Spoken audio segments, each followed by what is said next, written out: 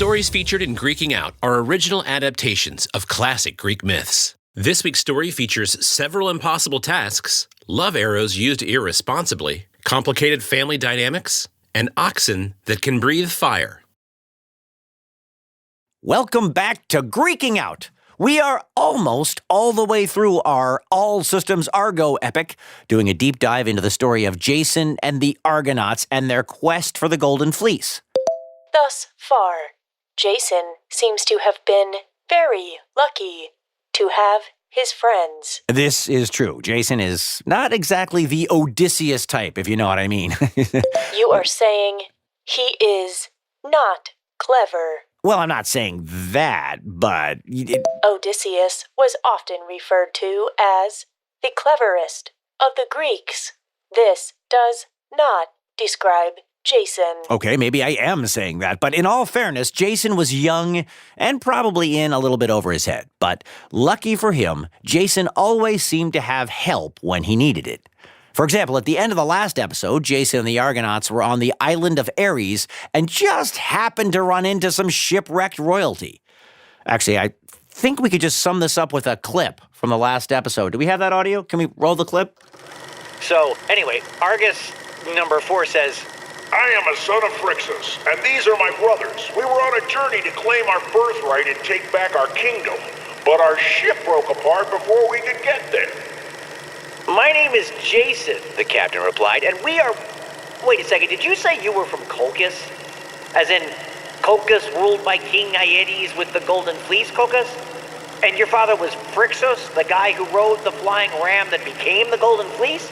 They were on a similar mission to Jason, but with a worse ship and in the opposite direction. Right, and Argus, this was Argus number 4, Argus and his brothers became the latest in a long line of people to aid Jason, who is going to Colchis to get the Golden Fleece. Jason's new friends introduced him to King Aedes, who was their grandfather, and the devious king of Colchis. It was a bit of a switcheroo, actually, because Argus number 4, and his brothers returned to Colchis, and King Aedes comes out to give them a speech about how he was right, and they weren't ready for such a dangerous journey, and they never should have tried, and then bam, he's introduced to Jason, who is technically already his guest, so the rules of hospitality apply here. King Aedes can't just kill Jason for no reason. Technically, he can't even ask him what he's there for until he's already fed him and his crew, so that's exactly what he does. King Aedes begrudgingly invites them all for dinner. The rules of hospitality say that you cannot even ask your guest where they come from or why they're there before you take care of them. Right, so only when they were all sitting around a dinner table together did Jason get around to telling King Aedes what he was really doing in Colchis. Yeah, so I've come for the Golden Fleece, Jason said plainly. If you could just point me in the right direction after dinner, I'll just grab it and hit the road. Or hit the sea, you know. Obviously, Jason wasn't picking up on the vibes of this whole interaction. I mean, what kind of a king would give up his most prized possession to a total stranger who just walked in and asked for it? King Aedes' eyes flashed with anger, and the Argonauts tensed for a fight, but the king kept his cool. That's quite a demand, young man, Aedes replied coolly, taking in Jason and the couple of sailors he brought with him. King Aedes could just refuse, but then there would be a whole fuss, and Jason might try to steal it, and it would be a whole thing, so Aedes came up with a better idea. Aedes was more than just a normal mortal king. His father was Helios, the Titan who drove the chariot of the sun across the sky every day. So we're not just dealing with your average king here. Aedes was clever. He put Jason at ease by asking him to tell his story. And when the young man was finished, covering everything from the missing sandal, the quest from Helios, the giant carnivorous birds, Aedes sat back in his throne and appeared to think. Well, I applaud your courage, young Jason. It is praiseworthy to take up such a challenge to regain your father's throne. In that same spirit, I would like to make you a deal. In exchange for the Golden Fleece, I need you to do some farm work for me. The Argonauts looked back and forth between each other. This sounded like a trap. Sure, said Jason. I can totally farm. I farm all the time. I farmed on the boat, actually. I'd be happy to make a deal. And Jason walked right into it.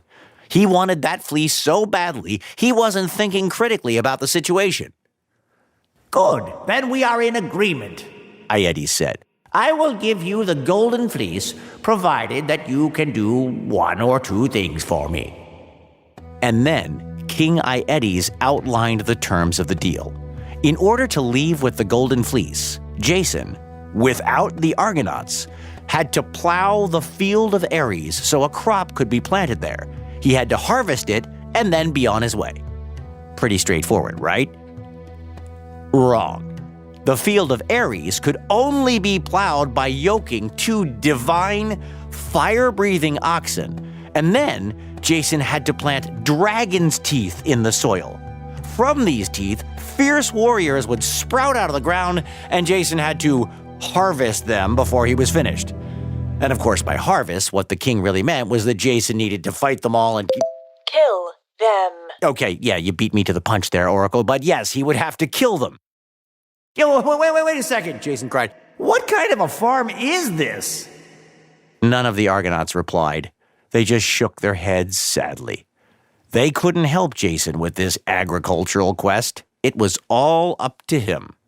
Nearly 80% of the population of ancient Greece was involved in agriculture in some way. Wheat, barley, and olives were popular crops.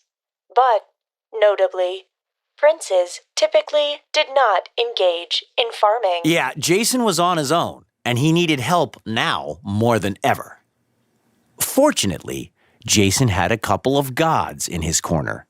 Athena and Hera witnessed the deal from Olympus and reacted much the same way as the Argonauts did. They were exasperated by this young man, and they decided that he needed more than just armored soldiers to help him out. Athena, because she likes to help young heroes, and Hera, because she had made herself Jason's patron, which is a welcome change for her, actually. So this is where Medea comes in. Medea was the daughter of King Aedes. She was a princess. She was young, smart, and she was gifted in sorcery. Knowing this, Athena and Hera decided to nudge Medea in the being helpful direction a little further. They talked Aphrodite into sending her son Eros down to Colchis and shooting Medea with one of his magical arrows. This is more than a little nudge. Eros is the ancient Greek version of Cupid. His arrows instantly caused the target to fall madly in love. Medea didn't have a choice in the matter. And with that, I think this is a good place for a commercial break. Okay, back to the story. More Greeking out. So imagine you're an ancient Greek woman. You're the daughter of a king, living your best life, thriving, hydrated, minding your own business. And then suddenly one day you realize that you have fallen in love with this random man who has wandered into your father's court and is trying to steal his most prized possession. You suddenly find yourself wanting to help him. You're terrified that the task your father has set for him will end in his death. And on top of that, your dearest older sister is asking you, on behalf of her sons, that would be Argus number 4 and his brothers, to help the man. This is not a choice Medea takes lightly. She knows that more than losing the fleece, her betrayal would be the worst part to her father. But the gods are powerful. There's no saying no to them, so when Argus number 4 asks Medea to talk to Jason, she thinks, Well, I can at least tell him he's doomed if he tries to actually yoke those fire-breathing oxen. and okay, maybe she brings a couple of potions with her, but she's not really going to give them to Jason. She just has them, just in case. Emergency potions, right?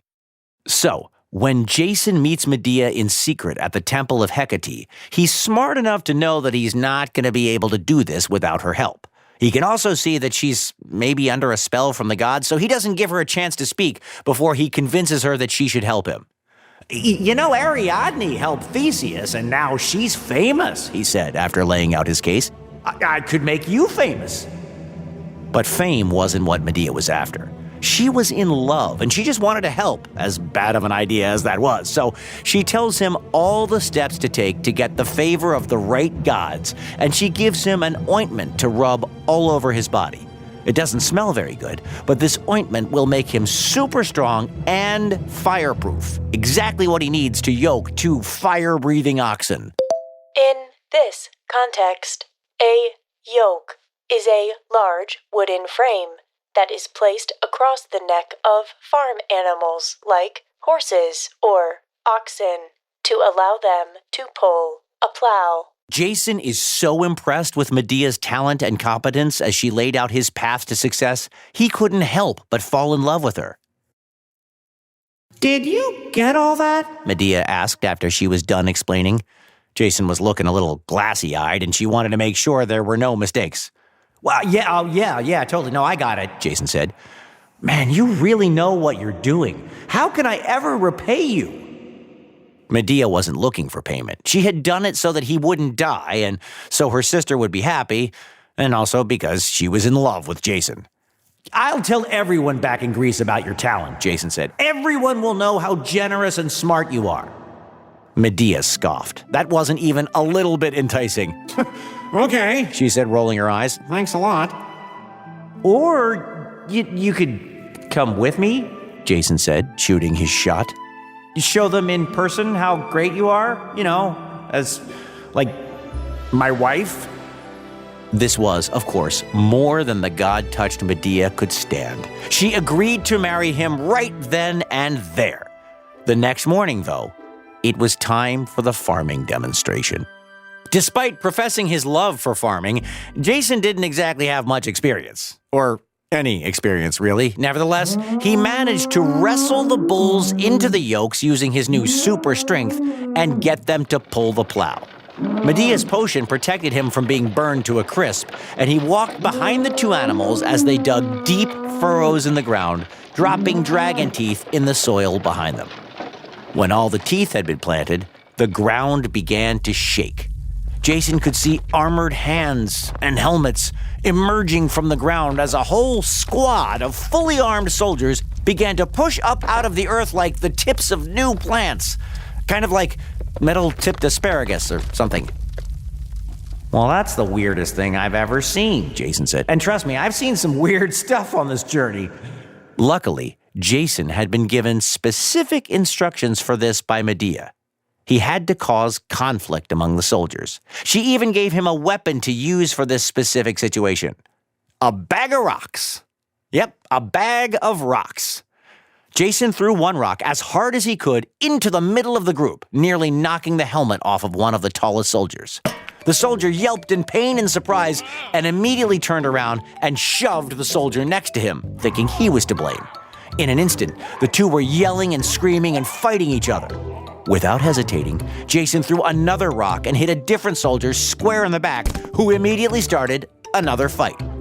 In a few short minutes, a huge battle had erupted, but Jason was no part of it. Swords were slashing, spears were being thrown, shields were clanging against each other, and all Jason had to do was watch as, one after the other, the soldiers fell. He had done it! Once again, Jason is bailed out by a more competent compatriot. Yeah, that's a fancy way of saying that Medea saved Jason's bacon. There is no bacon in this story. No, that's just an expression. I mean, I know there's not actually any bacon. I would have smelled bacon cooking. I just mean that Medea helped Jason. And this has happened a lot in this story, hasn't it? I mean, Jason's brave, sure, but he doesn't exactly make the smartest choices. And now he had publicly triumphed in this impossible task, so King Aedes has to give him the fleece now, right? Well, that's what Jason is thinking as he's heading back to his room for the night. By tomorrow, he'll have what he came for and he can be on his way. Jason is once again not reading the room, which means he is not thinking about the other people in this situation. Bingo. King Aedes had already called his advisors in to try to figure out a way to dispute Jason's claim, and also to figure out who helped him with these impossible tasks in the first place. Well, Hera was keeping a close eye on the situation and knew that the tide was soon going to turn against her favorite, Jason. So she sent a dream to Medea, warning her that she and Jason were both in danger. King Aedes would soon know of her betrayal. Okay, time to go. Medea said to Jason as she met him at his door in the middle of the night. But your dad's gonna give me the Golden Fleece, Jason said, confused. We can just grab it in the morning and then leave, right? He is definitely not. Medea said with a sigh. It's a nice thought, but that's not how my father works. He has no intention of giving you that golden fleece. If you want it, you're going to have to take it. And that's where we'll leave Jason and Medea, geared up for action and escape. That's right. It's a cliffhanger. Yeah, sorry, but this episode's already long enough, and man, there is a lot of stuff that happens in this story. We got more to come. We'll get to the end of the story of Jason, Medea, the Golden Fleece, and the Argonauts next time on Greeking Out. That's it for today, but we have the last episode in our Jason and the Argonauts series coming next week. Greeking out, gods and heroes, amazing feats. Listen and you'll see it's Greeking Out.